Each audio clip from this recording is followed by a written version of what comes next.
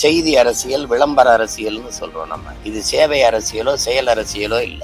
இவர்கள் எப்பவுமே கட்சி அரசியல், தேர்தல் அரசியல் தான் செய்வாங்க இந்த கட்சிகள். எவனா தேர்தல் வர்றதுக்கு முன்னாடி ஏன்டா எங்க மேல அக்கறையே வர மாட்டேங்குது. நீ என்ன வேணாலும் தேர்தல் வரும்போது ஒரு பாசம் வரும் பாருங்க, எங்கிட்ட இருந்தா பொத்துக்கிட்டு வரும் தெரியாது.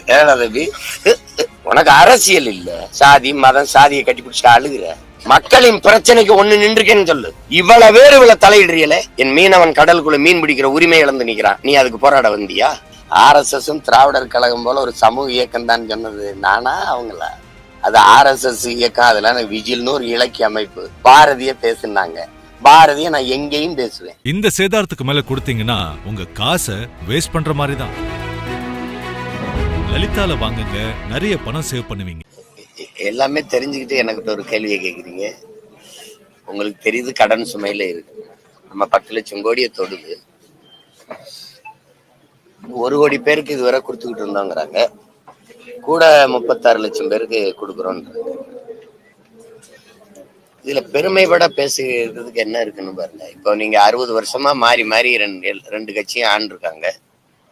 நம்ம அம்மாவுக்கு ஒரு நாளைக்கு 30 ரூபா கூட சம்பாரிச்சுக்க முடியல.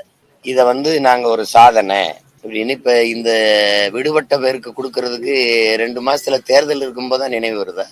எல்லாமே இவங்க வாக்கை குறி வச்சுதான் நகருவாங்க.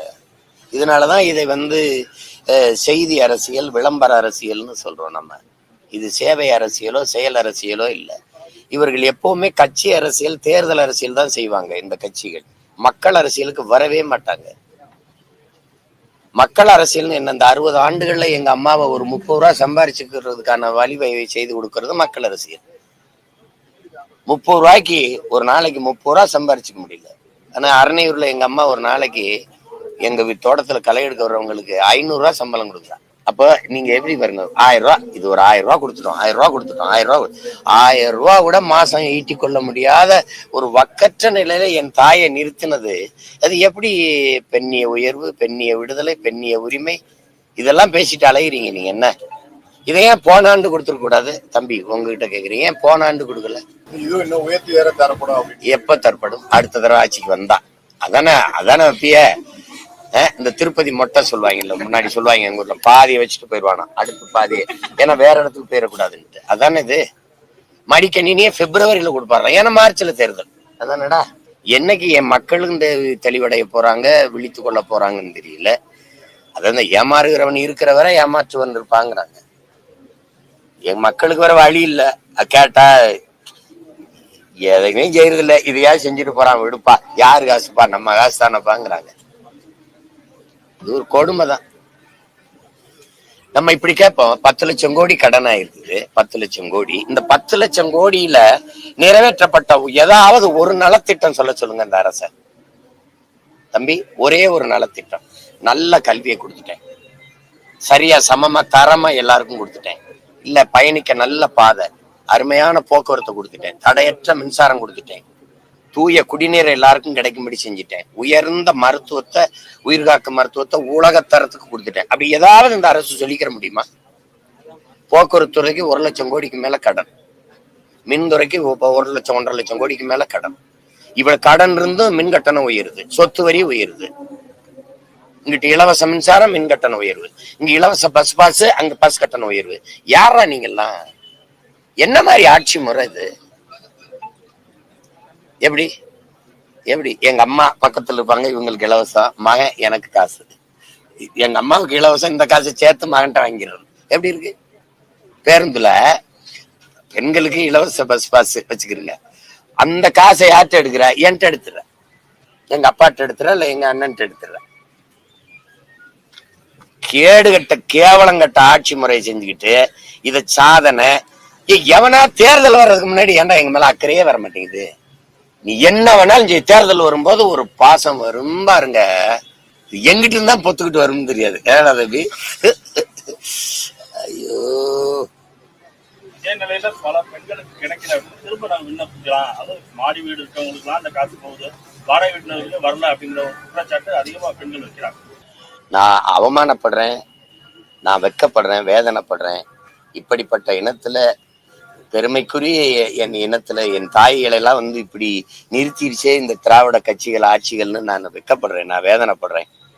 என்ன செய்யறது சொல்லுங்க? எங்க அம்மா 1000 ரூபாய்க்கு கையேந்திரத எந்த தன்மானமிக்க தமிழ் மகன் ஏற்பான் சொல்லுங்க? எந்த தாய்? என் தாய் வந்து 1000 ரூபாய்க்கு வரிசையில நிக்கிறா.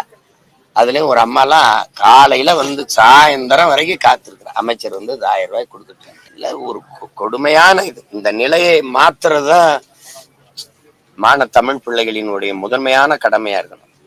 அது ரொம்ப ரொம்ப கொடுமையானதுதான் இது. என்ன செய்யறது சொல்லுங்க? அதுக்காக நான் வருந்துறேன், அவ்வளவுதான் செய்ய முடியும். உங்களுக்கு அதிமுக தரப்புல அவங்க சொல்றாங்க 5000 ரூபாய் தமிழக முதல்வர் கொடுக்கணும் அப்படின்னு டிபிஎஸ் பேசுறாரு. இந்த வேடிக்கை வந்து இது ஒரு பட்டிமன்றம். இது வந்து இவங்க ஆட்சியில் இருக்கும்போது ஐயா ஸ்டாலின் வந்து 2800 ரூபா கொடுத்த கணக்கு வேற சரியா சொல்லுவாப்புல. என்னடா 5000 கொடுங்கன்னு அவர் சொல்றதும், இவங்க ஆட்சிக்கு வரும்போது 5000 கொடுங்கன்னு இவங்க சொல்றதும், எங்க இருந்து உங்க பரம்பரை சொத்து தெரியல தம்பி? ஏன்னா நீங்க சேர சோழ பாண்டிய பரம்பரை, நீங்க உங்க சொத்தை வித்துட்டு வர போறிய. அது இந்த கடனை வாங்கி கொண்டாந்து கொடுப்ப, அதுல எங்களுக்கு 5000 கொடுன்னு 5000 கொடுத்து இப்படி பார்ப்போம். நான் ஒரு இனம் சார்ந்த மகன், எனக்கு ஒரு தேசிய பண்டிகை வருது. ஒரே ஒரு பண்டிகை தான் பொங்கல், தமிழனுக்கு ஒரு பண்டிகை. இந்த பொங்கல் பண்டிகை கூட 1/2 கிலோ அரிசி, சர்க்கரை, கரும்பு இது கூட வாங்கிக்க முடியல. வேலைக்கு போறேன், நான் கையேந்தி நிக்கிறேன், ஒரு வேலையும் செய்யாத நீ எனக்கு காசு கொடுக்குற. எங்க இருந்து வருது உனக்கு காசு? கொடுமை இதெல்லாம். நாங்க விளைய வைக்கிற நெல்ல வீதியில போட்டு முளைக்க விட்டுறது, அரிசி ஆந்திரால இருந்து வாங்கிட்டு வந்து எனக்கு தர்றது. ஏன் நெல்ல அவிச்சு அரிசியாக்குனா வராத? அமைச்சர் நேருவோட அவருடைய துறையில ஊழல் நடந்திருப்பதா தொடர்ந்து அண்ணாமலை பகிரங்கமா குற்றச்சாட்டு. இல்ல, ஐயாவுடைய துறையில நான் ஏற்கிறேன். ஐயாவோட துறையில மட்டும்தான் ஊழல்னு சொல்றத நான் எதிர்க்கிறேன். எந்த அமைச்சர் துறையில இல்ல.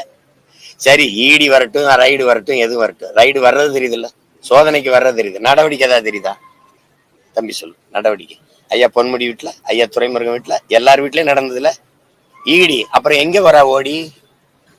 என்ன டாடி மோடியை பார்த்தோன்னு முடிஞ்சிருது.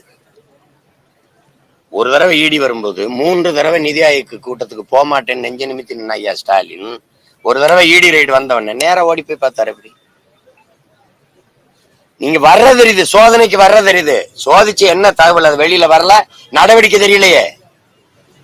சோதனை பண்ணி ஆதாரங்கள் இருக்கு, நீங்க வழக்கு பதிவு செய்யுங்கன்னு தமிழக அரசுக்கு டிஜிபி உத்தரவு போடுறாங்க. அப்படி இருந்தா தமிழக அரசு இப்போ வரைக்கும் வழக்கு பதிவு பண்ணல அப்படின்றது அவ்வளவு நேர்மையை நீங்க தமிழ்நாட்டு அரசு கிட்ட எதிர்பார்க்கறீங்க இல்ல?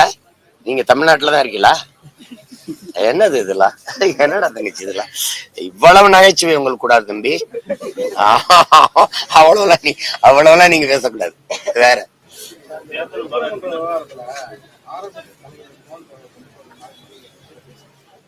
திருச்சியில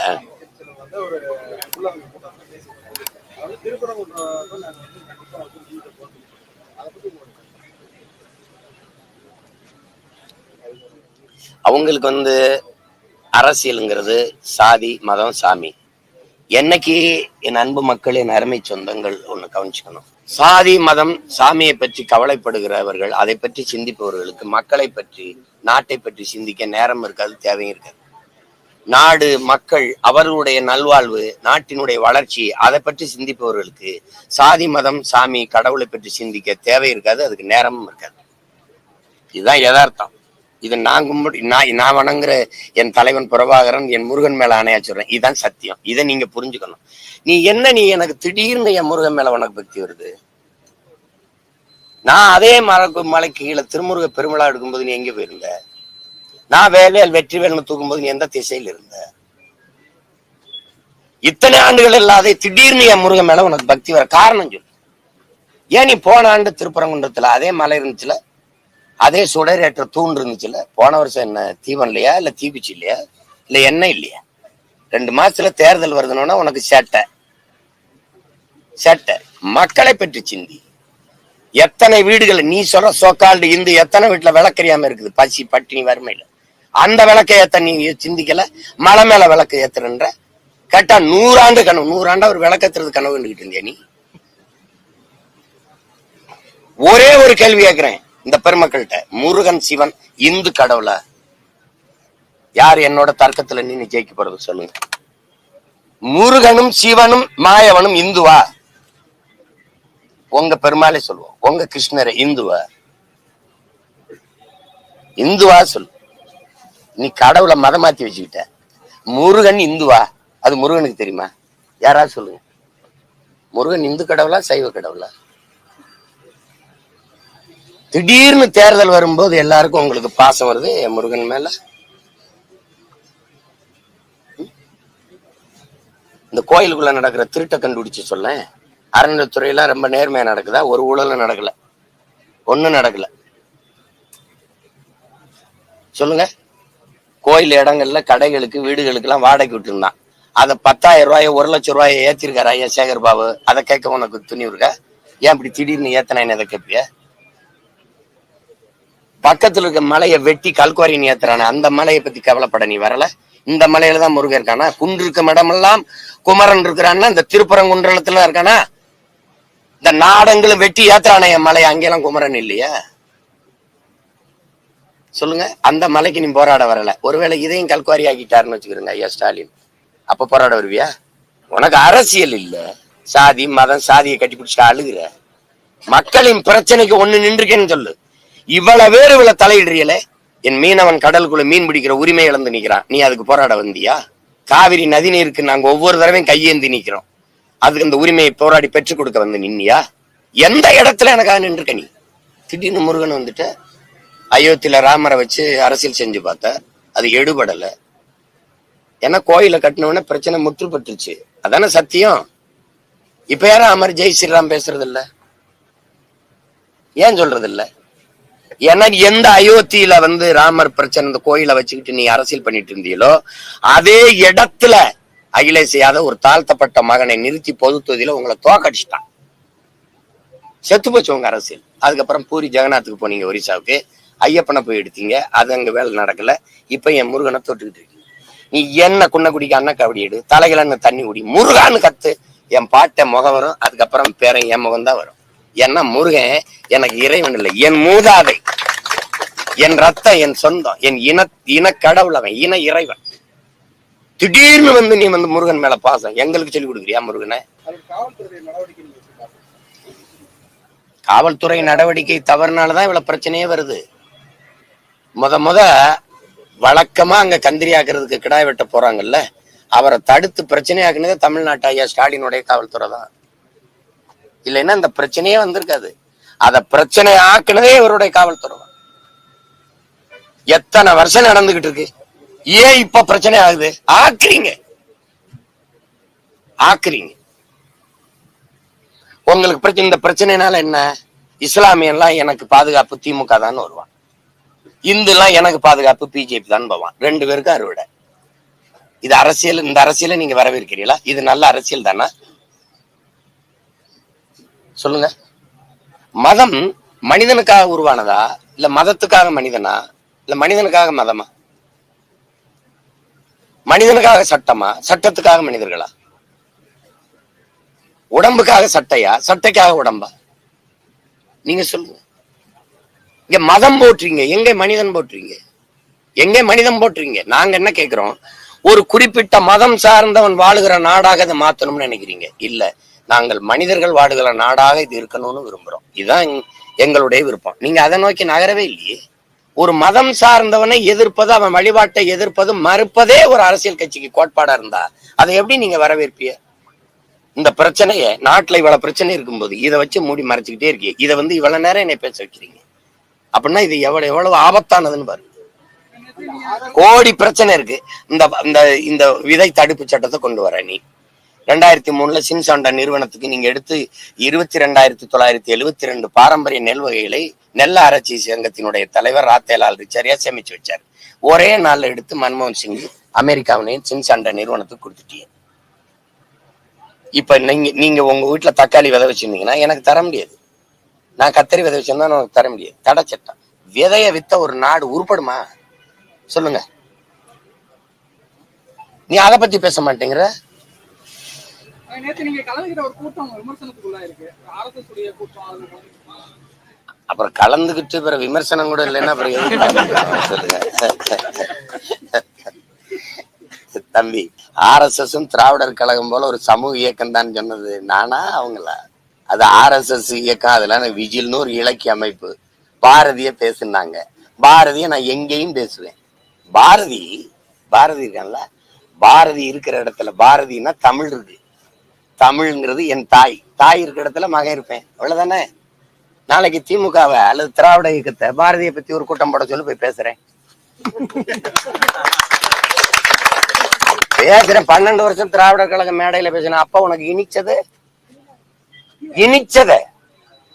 ராஜ்நாத் சிங் உங்க அப்பாவோட காசு வெளியிட வரும்போது பாரதிய ஜனதா 5 ஆண்டுகால ஆட்சியை, நிலையான ஆட்சியை கொடுத்து இந்தியா முழுமைக்கும் தன்னுடைய கிளையை பரப்புவதற்கு உதவியா இருந்தவர் ஐயா கருணாநிதினு ராஜ்நாத் சிங் பேசுனதற்கு OMC மைதானத்துல போட்டு காட்டவா? இன்னைக்கு வேர்ல்ட்ஸ் ஒரு இது திறக்குது இல்ல, அதுல உங்க அமைச்சர் அம்மா நிர்மலா சீதாராமன், மத்திய அமைச்சர் இணையமைச்சர் எல்முருகன் பங்கேற்கிற விழாவில் உங்க அமைச்சர் எங்க அண்ணன் உங்க ராஜ்யசபா உறுப்பினர் கமலஹாசன் பங்கேற்கிறாரு. இதுக்கு கருத்து எங்க போய் நிக்கிறேன்னு பேசாத, என்ன பேசுனேன்னு பேசு.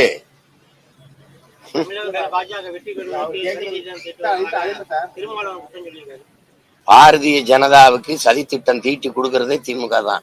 இந்த பிரச்சனையே இருந்திருக்காது. இப்ப நான் முதலமைச்சர், சீஃப் மினிஸ்டர் ஆஃப் தமிழ்நாடு, இந்த பிரச்சனையே வந்திருக்காது, பேசியிருக்க போறது இல்ல. புரியுதா? நீங்க பிரச்சனையை உருவாக்குனது யாரு?